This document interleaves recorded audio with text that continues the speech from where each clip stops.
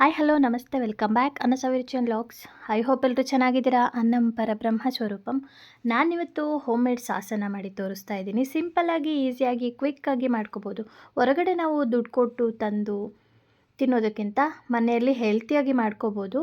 ನಾನಿಲ್ಲಿ 1.5 ಕೆ ಜಿಯಷ್ಟು ಟೊಮೊಟೊ ತೊಗೊಂಡಿದ್ದೀನಿ. ನೋಡಿ, 20 ರುಪೀಸ್ ಟೊಮೊಟೊಗೆ 2 ಬಾಟ್ಲು ಸಾಸ್ ಮಾಡಿದ್ದೀನಿ. ತುಂಬ ಟೇಸ್ಟಿಯಾಗಿರುತ್ತೆ. ನಮ್ಮದೇ ಓನ್ ಬ್ರ್ಯಾಂಡು. ನಾವು ಕಿಸಾನು ಆ ಬ್ರ್ಯಾಂಡು ಈ ಬ್ರ್ಯಾಂಡ್ ಅಂತ ತೊಗೊಂಡು ತಿನ್ನೋದಕ್ಕಿಂತ ಅವ್ರು ಯಾವ ರೀತಿ ಮಾಡಿರ್ತಾರೆ ಅಂತ ಗೊತ್ತಿರಲ್ಲ, ಎಷ್ಟು ಹುಳ ಇರುತ್ತೆ ಟೊಮೊಟೊನಲ್ಲಿ ಅಂತ ಗೊತ್ತಿರಲ್ಲ.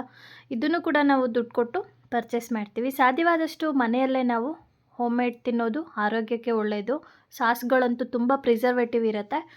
ಸೊ ಸಾಧ್ಯವಾದಷ್ಟು ಮನೆಯಲ್ಲೇ ಟ್ರೈ ಮಾಡೋಣ. ನಾನಿಲ್ಲಿ ಟೊಮೊಟೊನ ನೀಟಾಗಿ ವಾಶ್ ಮಾಡಿ ಕಟ್ ಮಾಡ್ಕೊಂಡಿದ್ದೀನಿ. ಒಂದು ಅರ್ಧ ಗ್ಲಾಸಷ್ಟು ನೀರನ್ನು ಕುದಿಸ್ಬಿಟ್ಟು ಕಟ್ ಮಾಡಿರೋವಂಥ ಟೊಮೊಟೊ ಏನಿದೆ ಅದನ್ನು ಸೇರಿಸ್ಕೊತಾ ಇದ್ದೀನಿ. ನಾನು ಯಾವುದೇ ಕಿಸಾನು ಮತ್ತೊಂದು ಬ್ರ್ಯಾಂಡನ್ನು ಯೂಸ್ ಮಾಡ್ತಾಯಿಲ್ಲ. ಓನ್ ಬ್ರ್ಯಾಂಡಾಗಿ ಒಂದು ಸಾಸನ್ನು ರೆಡಿ ಮಾಡ್ಕೊತಾ ಇದ್ದೀನಿ. ನಾನು ಯಾವಾಗಲೂ ಮನೆಯಲ್ಲೇ ಮಾಡ್ಕೋತೀನಿ. ಸೀಸನ್ಗಳಲ್ಲಿ ಟೊಮೊಟೊ ತುಂಬ ಕಡಿಮೆ ರೇಟಿಗೆ ಸಿಗುತ್ತೆ. ಆ ಟೈಮಲ್ಲಿ ನಾವು 2 ಬಾಟ್ಲು ಮಾಡಿಟ್ಕೊಂಡ್ರೆ 3 ಮಂತ್ಸ್ 4 ಮಂತ್ಸ್ವರೆಗೂ ಸ್ಟೋರ್ ಮಾಡ್ಕೋಬೋದು. ಮಕ್ಕಳು ಸಾಸನ್ನು ಕೇಳ್ತಾ ಇರ್ತಾರೆ ಮನೇಲಿ, ಚಪಾತಿಗೆ ದೋಸೆಗೆಲ್ಲ ಇಷ್ಟಪಟ್ಟು ತಿಂತಾರೆ ರೋಲ್ ಮಾಡಿಕೊಟ್ರೆ. ಸೊ ಹಾಗಾಗಿ ಸಾಸಂತೂ ಯಾವಾಗಲೂ ಸ್ಟಾಕಲ್ಲೇ ಇರುತ್ತೆ.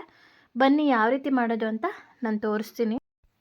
ಟೊಮೊಟೊ ಚೆನ್ನಾಗಿ ಕುದಿಬೇಕು. ಒಂದು 5ರಿಂದ 10 ನಿಮಿಷ ಕುದಿಸ್ಬೇಕು ಹೈ ಫ್ಲೇಮಲ್ಲೇ. ಕುದಿಸಿ ಆದಮೇಲೆ ನೋಡಿ, ನಾನು ಸ್ಟವ್ ಆಫ್ ಮಾಡ್ಕೊಂಡಿದ್ದೀನಿ. ಇದು ತಣ್ಣಗಾಗಬೇಕು. ಒಂದು ಅರ್ಧ ಗಂಟೆ ಬಿಟ್ಬಿಡೋಣ. ಹಾಗೆ ಸ್ವಲ್ಪ ನೀರು ಕೂಡ ಬಿಟ್ಕೊಂಡಿರುತ್ತೆ ಇದು. ನೋಡಿ, ಇವಾಗ ಸ್ವಲ್ಪನೇ ತಗೊಂಡು ನಾನು ಮಿಕ್ಸಿ ಜಾರ್ಗೆ ಸೇರಿಸ್ಕೊತಾ ಇದ್ದೀನಿ.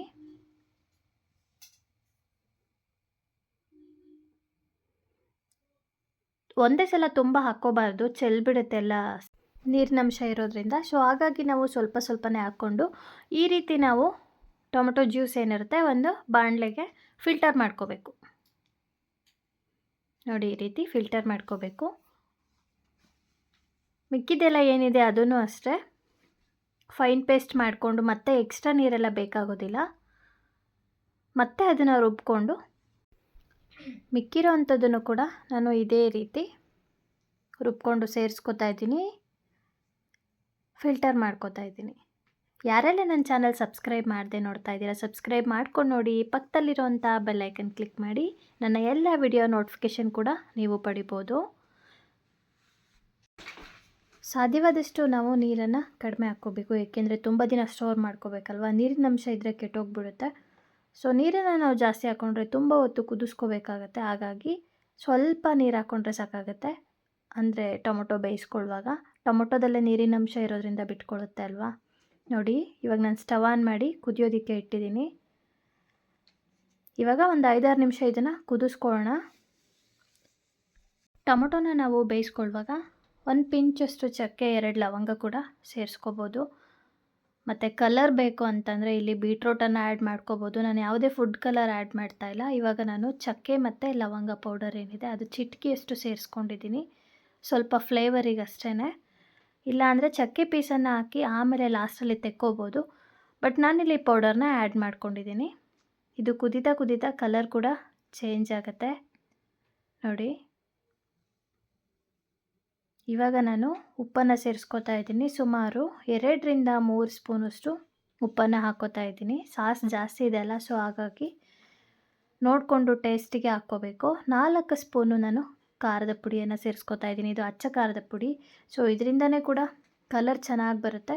ಹಾಗೆ ನಾನು 3 ಸ್ಪೂನಷ್ಟು ದೊಡ್ಡ ಸ್ಪೂನಲ್ಲಿ ಸಕ್ಕರೆಯನ್ನು ಸೇರಿಸ್ಕೊಂಡಿದ್ದೀನಿ.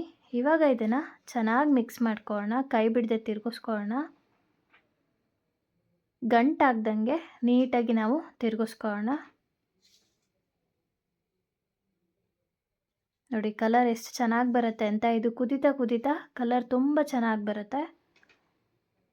ಸಾಸಂತೂ ಫಟಾಫಟ್ ಅಂತ ರೆಡಿ ಮಾಡ್ಕೋಬೋದು. ಇದು ನೊರೆ ಎಲ್ಲ ಚೆನ್ನಾಗಿ ಇಂಗಬೇಕು, ಅಲ್ಲಿವರೆಗೂ ನಾವು ಕುದಿಸ್ಕೊಳ್ಳೋಣ. ಮತ್ತು ಸಾಸ್ ಸ್ವಲ್ಪ ಗಟ್ಟಿ ಆಗೋವರೆಗೂ ಕುದಿಸ್ಕೋಬೇಕು. ಇವಾಗ ನಾನು 3 ಸ್ಪೂನಷ್ಟು ವಿನೆಗರನ್ನು ಆ್ಯಡ್ ಮಾಡ್ಕೋತಾ ಇದ್ದೀನಿ. ಚೆನ್ನಾಗಿ ಮಿಕ್ಸ್ ಮಾಡ್ಕೊಳ್ಳೋಣ. ಇದು ಬೇಕನ್ನೋರು ಫುಡ್ ಕಲರ್ನ ಆ್ಯಡ್ ಮಾಡ್ಕೋಬೋದು, ರೆಡ್ ಕಲರು. ಬಟ್ ನಾನು ನ್ಯಾಚುರಲಾಗಿ ಸಾಸನ್ನ ಮಾಡ್ತಾಯಿದ್ದೀನಿ, ಯಾವುದೇ ಫುಡ್ ಕಲರ್ನ ಯೂಸ್ ಮಾಡ್ತಾಯಿಲ್ಲ. ನೋಡಿ, ಇದನ್ನು ಕನ್ಸಿಸ್ಟೆನ್ಸಿ ಗಟ್ಟಿ ಬರಬೇಕು, ಅಲ್ಲಿವರೆಗೂ ಕುದಿಸ್ಕೊಳ್ಳೋಣ. ನೋಡಿ ಗಟ್ಟಿಯಾಗಿದೆ. ನಾನಿವಾಗ ಸ್ಟವನ್ನು ಆಫ್ ಮಾಡ್ಕೊಂಡಿದ್ದೀನಿ. ಇದು ಚೆನ್ನಾಗಿ ತಣ್ಣಗಾಗಬೇಕು, ಒಂದು ಅರ್ಧ ಗಂಟೆ ಬಿಟ್ಬಿಡೋಣ. ಅದಾದಮೇಲೆ ಸಾಸ್ ಬಾಟಲಿದ್ದರೆ ಸಾಸ್ ಬಾಟಲ್ಗೆ ಅಥವಾ ಈ ರೀತಿ ಗಾಜಿನ ಸೀಸೆ ಏನಿರುತ್ತೆ ಅದಕ್ಕೆ ಸಾಸನ್ನು ಹಾಕ್ಕೊಂಡು ಸ್ಟೋರ್ ಮಾಡ್ಕೋಬೋದು. ನನಗೆ ಇಲ್ಲಿ 1.5 kg ಟೊಮೊಟೊಗೆ 2 ಬಾಟಲಷ್ಟು ಸಾಸ್ ರೆಡಿ ಆಯಿತು.